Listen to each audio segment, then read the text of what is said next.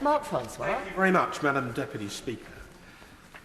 I'm here today to support my honourable friend for Crawley's very important bill to ban United Kingdom imports of trophy hunting trophies. I should begin by declaring a personal interest in that this was a particular passion of our great friend, the late Sir David Amess. Yeah.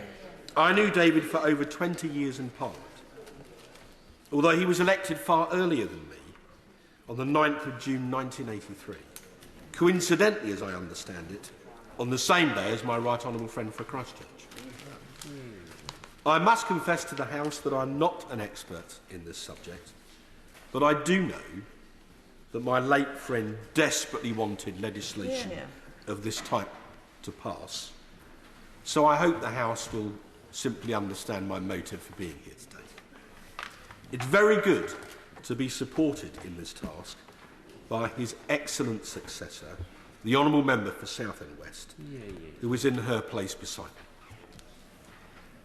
Among those watching the debate on this crucial bill very closely will be members of the Conservative Animal Welfare Foundation, led by its redoubtable founder, Mrs Lorraine Platt, who has campaigned tirelessly on this issue, and indeed many others relating to animal welfare, for years. She was also a great friend of Sir David's, and I know that she and her organisation will also be wishing this bill well. It is almost as if she was with us here today. On the 2nd of October 2019, Sir David, in a Westminster Hall debate on trophy hunting imports, said this, I quote him, "I recognise there is no easy solution. 200,000 endangered animals are put at risk each year, which is an awful lot to deal with. It's so depressing that as soon as someone comes up with an idea to stop trophy hunters, these evil, wicked people get ahead of the game and find some way round the legislation." I don't mean to provoke my honourable friend for North Herefordshire, because he and I came into this place on the same day in 2001. But Sir David in 2019 went on to say, "I don't minimise the difficulty that the government face, but I simply cannot comprehend why anyone would pay up to $72,000 to travel across the world and shoot a beautiful animal.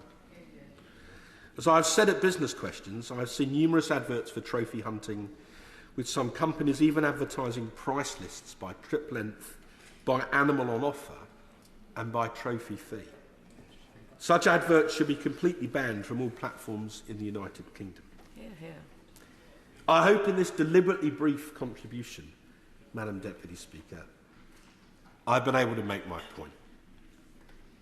David was cruelly taken from us in absolutely tragic circumstances, but his memory lives on. He was an absolutely amazing champion for animal welfare, and I hope it's not presumptuous.